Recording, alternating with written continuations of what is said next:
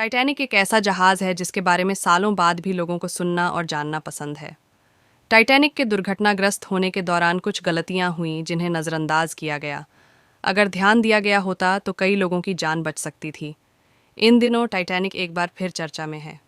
Titanic का मलबा दिखाने के लिए एक पनडुब्बी को भेजा गया था जो उत्तरी अटलांटिक में डूब गई है। हालांकि टाइटन पनडुब्बी का मलबा कनाडा की एक रिमोटली ऑपरेटेड यूएवी को मिल गया है।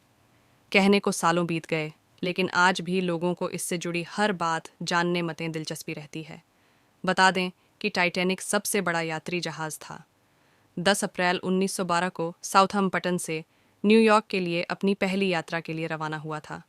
4 दिन की यात्रा के बाद 14 अप्रैल 1912 को वह एक आइसबर्ग से टकराकर डूब गया। 8,517 लोगों की मौत हो गई और टाइटैनिक का पहला सफ़र ही उसका आखिरी सफ़र बन गया।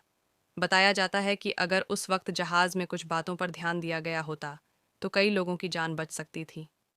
तो चलिए जानते हैं टाइटैनिक से जुड़ी कुछ ऐसी ही रहस्यमयी और दिलचस्प बातों के बारे में। लाइफ बोट की कमी। टाइटैनिक जहाज़ का डिज़ाइन कुछ इस तरह का था कि इस पर आराम से 64 लाइफ बोट लाई जा सकती थी, लेकिन इसे अनदेखा किया गया और सिर्फ 20 लाइफ बोट ही लाई गईं। बोट को खाली छोड़ना। जल्दबाजी में लाइफ बोट को पूरा नहीं भरा गया। गिने चुने लोगों को ही इसमें बैठाकर ले जाया गया, जिस कारण कई लोग मौत का शिकार हुए। नहीं मानी चेतावनी। टाइटैनिक के दुर्घटनाग्रस्त होने से पहले आगे आइसबर्ग के होने की चेतावनी दी गई थी, लेकिन जहाज़ के सदस्यों से इसे नज़रअंदाज कर दिया। पहले दिख जाता आइसबर्ग। कहते हैं कि आइसबर्ग दिखने पर ऑफिसर्स ने 30 सेकंड पहले इंजन को रिवर्स चलाने कर ऑन ऑर्डर दिया था, पर आइसबर्ग से बचने के लिए यह काफ़ी नहीं था।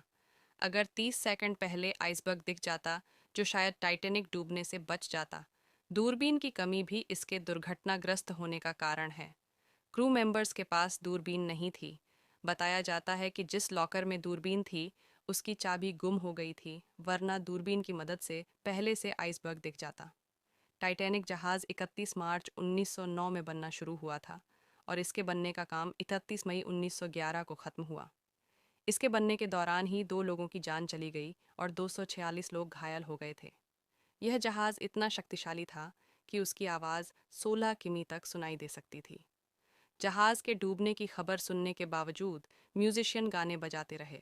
ऐसा इसलिए ताकि मरने वाले लोग आखिरी कुछ समय खुशी के बिता सकें।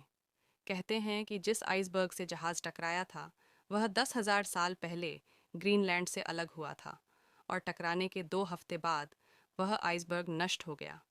उत्तर अटलांटिक सागर में जहां टाइटैनिक दुर्घटनाग्रस्त हुआ था वहां का तापमान 2 डिग्री था।